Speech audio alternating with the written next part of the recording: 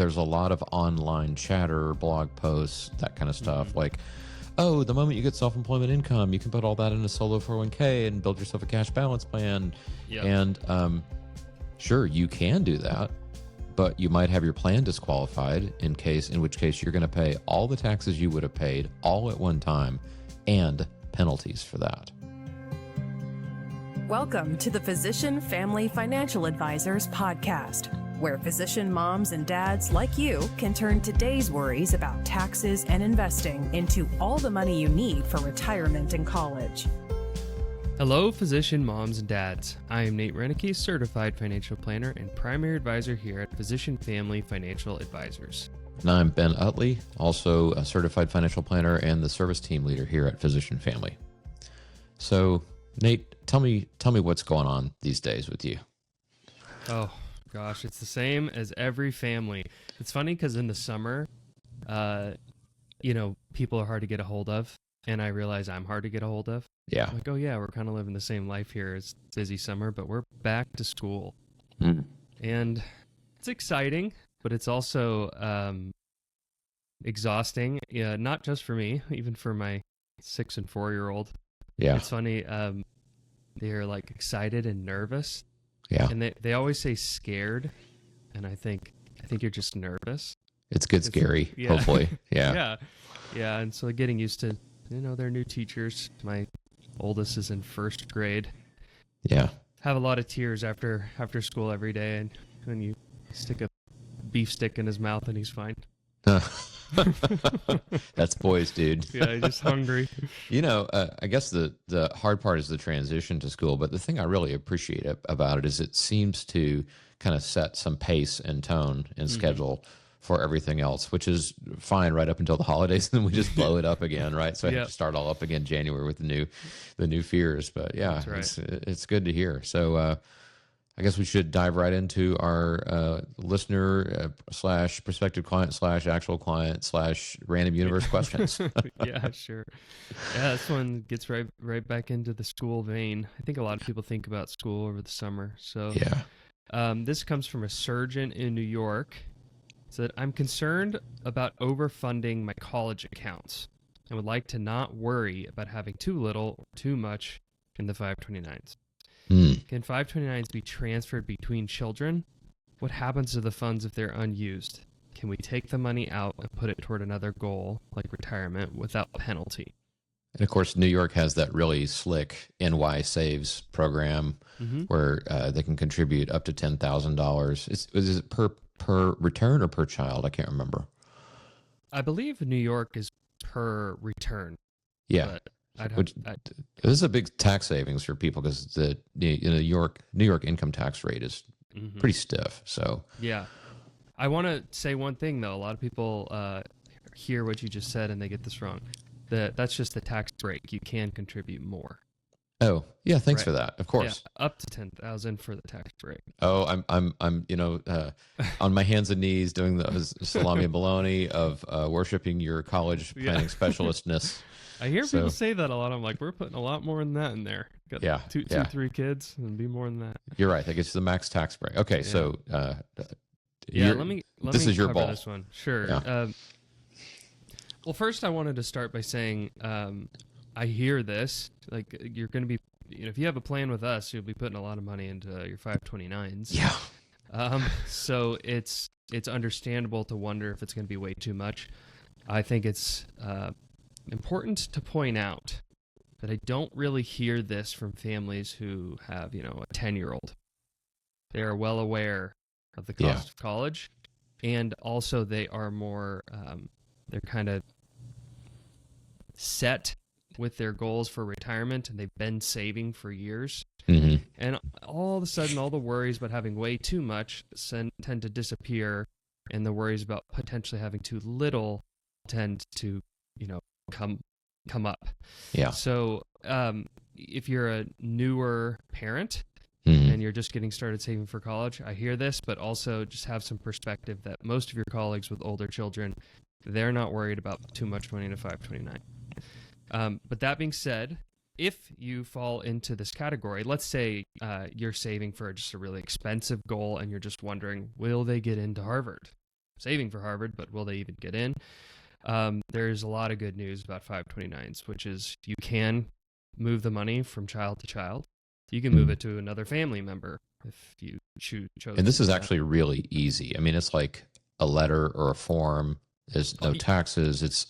We've done this several, when 529s were new and I was working all by myself, even if there's a family of 4, we'd set up one 529 for the oldest child, knowing that we could later set up other accounts for other children and move the money around. Now, there's some technical reasons why that's not a great idea anymore, but that's how we used to handle it. And move the money between is really straightforward. Yeah. In fact, I just helped a longtime client of ours do this, and it's moving so fast because people are starting to use them so much more.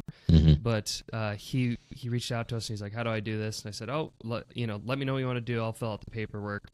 And he's like, okay, I want to do this. So I went to go find the paperwork. There's no paperwork. You log in online, you click a couple transfer buttons like you're transferring it from a bank account. Dang. It's that easy now. So this is straightforward if you ever needed to do that. And you can also use this money for grandchildren, which is a great way to pass money down. A lot of times, the families we serve who are grandparents are trying to find ways to give money to their grandkids, even if it's just a small amount. This is a great way to do that. And grandma and grandpa can save taxes on their contributions as well. Exactly. Yeah. So I would, in this worry that you have about saving for too much for college, you can reduce the amount you worry by starting with a goal. Saving for that goal, it's going to cost roughly that amount. I would follow up on that goal often. So show up to your annual progress check if you're a client and make sure that we're watching the cost of college really closely.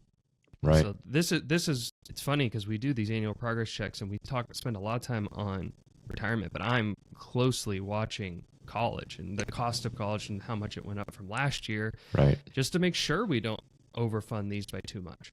In my memory, I can only think of one client that I'm aware of. And, my clients or the clients I serve are typically older than the docs that you serve.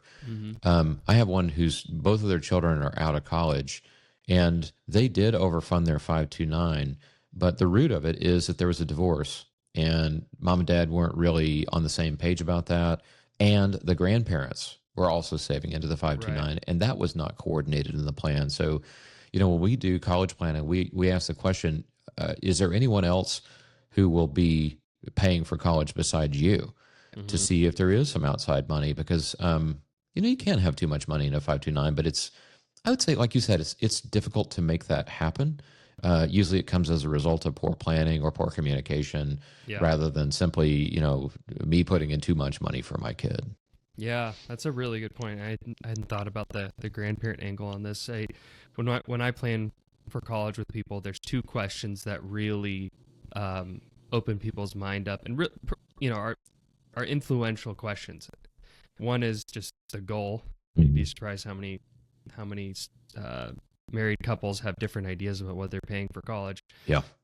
The other is, have you even talked to your parents about this? And they're like, no, not really. And it starts the conversation. You find out, my dad said he was going to contribute a little bit. Turns into he's been contributing $5,000 a year for 3 years, and he plans to do it forever. Yeah, and then the converse is true, where my parents said they're going to help pay for college. Yeah. And you find out they're buying savings bonds to the tune of $100 a year, and you're like, yeah, exactly. That might pay for the first book. That's right. That's exactly how it goes. Yeah. So with all that being said, we've had full episodes about this, but you can take this money out for retirement or any other goal if that's what makes sense for you later on down the line. There's a penalty on the growth, but we've said this many times. I'm not all that worried about the penalty. It's 10% on the growth. If you have money left over in there, it's probably not a ton. Yeah, same. So there's a couple other things. There's 7 different ways to get the money out of this account. In that one case that I told you about, and nobody was upset or frustrated. They just left the money in there, and they're banking on grandchildren. There you go. And when their kids finished college, they're like, okay, this is grandkid money, and they went in and changed the asset allocation to be very aggressive. for these grandchildren that are not born yet. I mean, this is going to turn out being like a intergenerational family college fund. Love it. Yeah. All right, next question. So this one comes from a special listener, Ben. This is one of our clients. His name is Grant. Grant, hi. I'm waving for those of you that are listening at home. Yeah. Hi, Grant. Yeah, so Grant is a big podcast listener, and so I thought I'd call him out, and I wanted to thank him for listening to all our episodes. Yes. We love you, Grant. We love you. So Grant and his wife, double doctor family living in Pennsylvania, they're moving to West Virginia. Okay. And the gist of his question is, what should I consider when moving states for a job change? So buckle up, Grant, because there's a lot. We already talked to him about it. But that's right. For the listeners. So I just did something. I don't know your thoughts on this, Ben, but I just did some decent planning for this yesterday. And the biggest question, I guess the most urgent question that I tend to ask is about their retirement plan now at work, so their benefits, versus their retirement plan at the new job. Okay. There is usually a waiting period for contributing to an employer-sponsored retirement plan at the new job. Yep. And so you have to make sure that with that waiting period, so your start date, maybe some time before you end the old job, start the new job, when you start in the waiting period, that you have enough time to get the full amount into your 401k or 403b. And sometimes that's a few months, and moving's expensive, and they're not really planning to soak up most of their last couple paychecks to go into a 401k. So there's some planning around that. Most of the time it's relatively simple. And when you're thinking about, maybe I just won't do it this year, just remember, I did this math yesterday, it's about $8,000 you're going to defer in taxes. So you might feel like you don't have $23,000, but it's not actually 23 because you're going to owe a big tax bill if you don't do it. Yeah, honestly, you'd be better off taking a little bit bigger mortgage on your next home and funding your 401k, maxing it out. Yeah, that's right. Exactly. So there's the timing portion of that. And then there is the this is low-hanging fruit, but it requires some planning.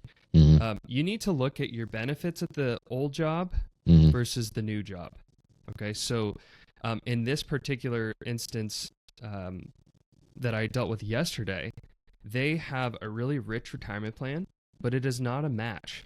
It's just an automatic, it's actually 12%, an automatic 12% contribution to the retirement. Yeah. I want to work there. Yeah, it's great retirement. Now the pay's a little low, so it's all working out. But the key here is to look at what you have, so 12% automatic contribution versus where he's moving to at his new job would be a 4% match. And he is right in the middle. Like he's going to work at the old job for a few months and then move to the new job. So he could get all the money in up front, or he could get all the money in on the back end. Cool. And he's so assuming that he takes this job, he's going to contribute to the new 401k. Yeah. Right? Because you only have that one limit across two different plans. 23,000 for 2024. And by doing that, he's going to get an extra $10,000. Wow. Yeah. So big dollars on the line just to choose which plan to contribute Okay, to. how many more things? Because I've got some things too. Go. Okay, so I did a 1-hour webinar about this on a site called Quantia MD. Oh gosh, years ago. This is pre-COVID, of course, which is like prehistoric, right? But it was an hour long, and I think there were like 7 major areas that I focused on. So here's some trivia for you. I'm going to thank Larry Keller for this. He's a physician focus insurance agent. He told me that if you're moving from a cold, dreary state to a sunny state, that the disability insurance premiums in the sunny states are higher because somehow people are more likely to get disabled. Whoa.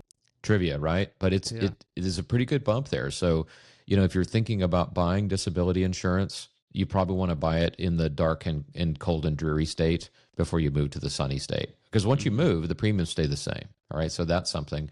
I don't think there's a big tax discrepancy between Pennsylvania and West Virginia.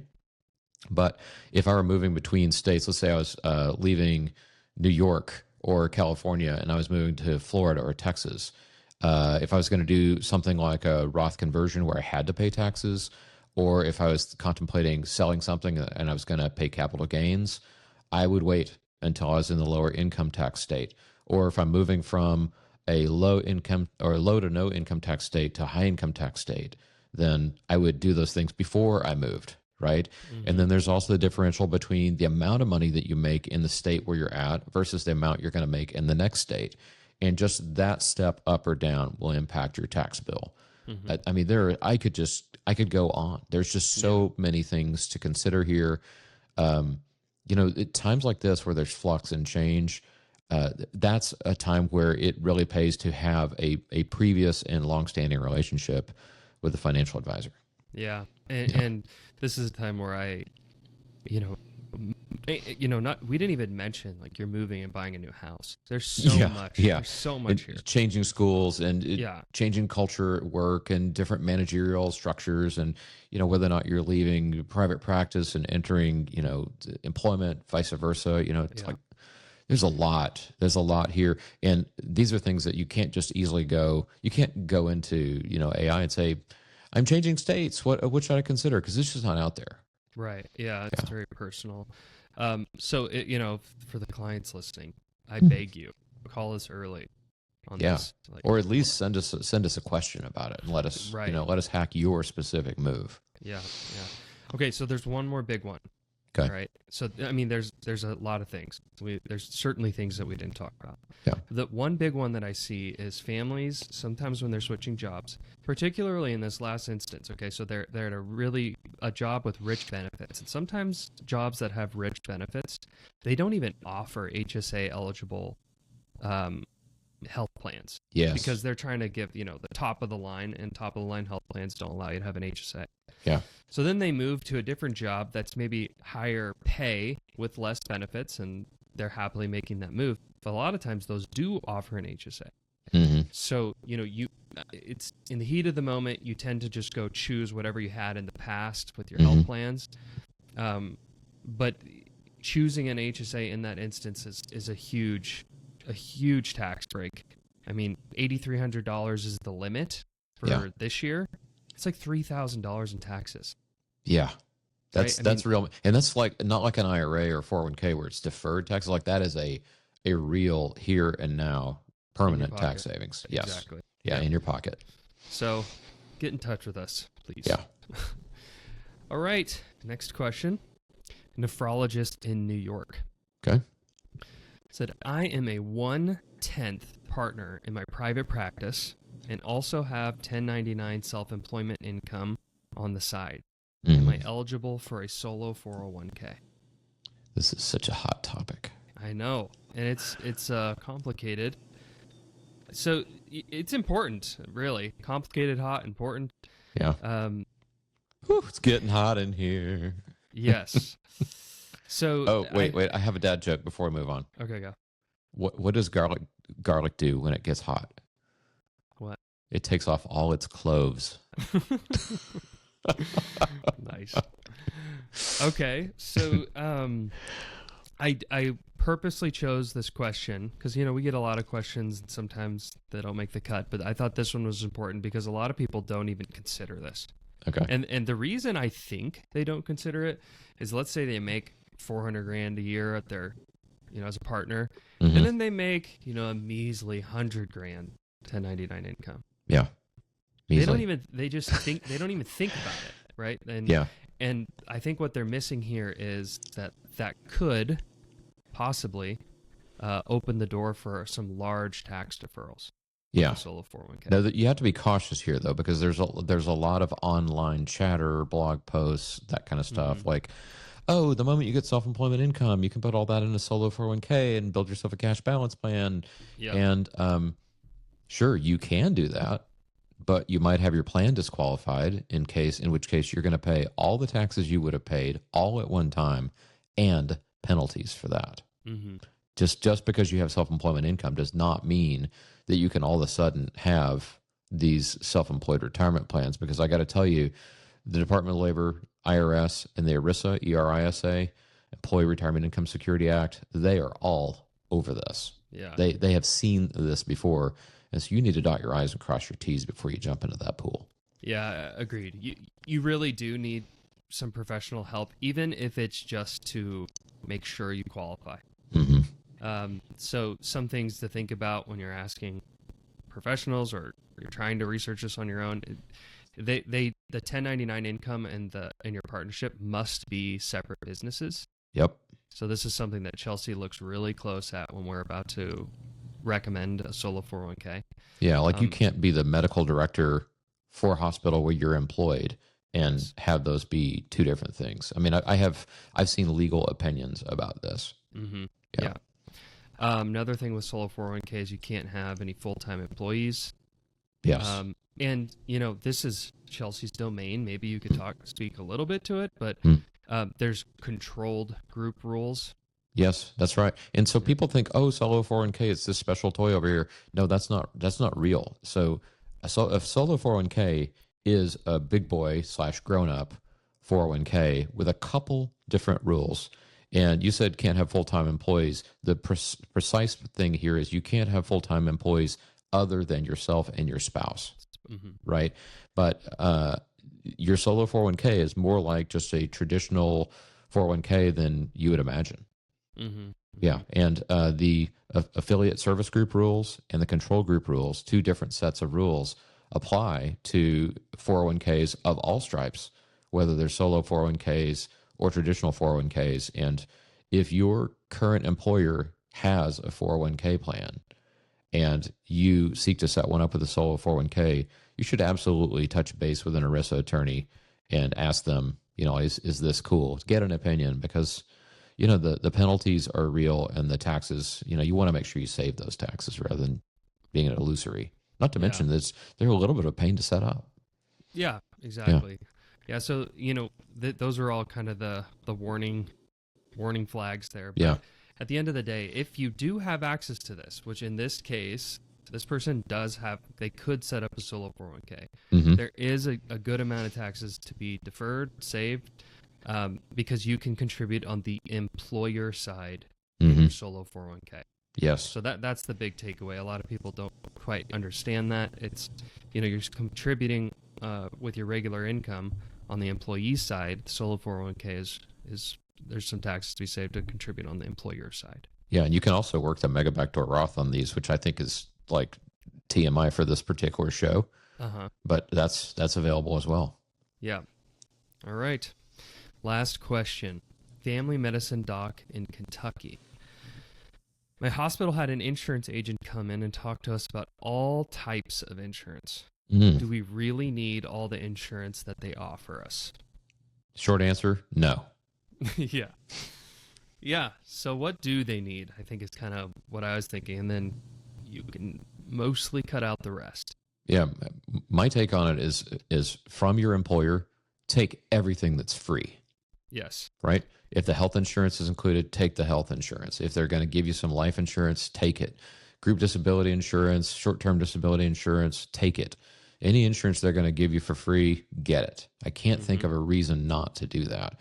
But if you got to pay for this stuff, typically the cost of your group policy is on a per risk basis is going to be higher because it doesn't have underwriting. The premium will be lower, but the benefits you get out of most group policies are just weak. I would say it's a little bit like preparing to jump out of an airplane with a parachute that has holes in it, because that's group disability. I mean, it's Swiss cheese. Yeah. So there's all kinds of ways that they save money on claims, and that ultimately will cost you. So if group DI is your only choice, but you have to pay for it, then it makes sense to go find yourself a physician-focused disability insurance agent. Look at ONOC coverage, and don't go there, right? Yeah. So health insurance and DI are the big ones. Like there's accidental death, which is covered by life insurance if you have life and you need it, right? There's like cancer policies. Well, I don't know, the likelihood of getting cancer is actually still pretty small. But if you do get cancer, that's going to be covered by your health insurance. And there's all kinds of just garbage junk insurance that it doesn't cost very much, but the risk of having those events is also vanishingly small. So I see that as, let me put it this way. What looks like a duck, what quacks like a duck, and walks like a duck is probably junk insurance. Yeah. So we need some term life, probably outside of work, some ONOC disability. You can avoid the rest. And if you're sitting alone in a room with an insurance agent, get a second opinion. The second opinion is don't sit alone in a room with an insurance agent, right. unless it's about your property and casualty. You chose those people. Right. Yeah. All right. You want to take us out? Yeah, I'll take us out. So if you are interested in working with us, visit physicianfamily.com and click the big fat Get Started button. Okay. If you're not ready for that, then you can send your questions to us at podcast@physicianfamily.com. And until next time, remember, you're not just making a living, you're making a life. Thank you for listening to the Physician Family Financial Advisors podcast. Are you getting all the tax breaks you really deserve? To find out, get your copy of the Overtaxed Doctor's Retirement Investing Checklist, available at physicianfamily.com/go. This show is for educational purposes only and is not personalized advice. Consult your tax advisor before taking action. All investments involve risk of loss. Past performance is no guarantee of future results. Read show notes for full disclosure.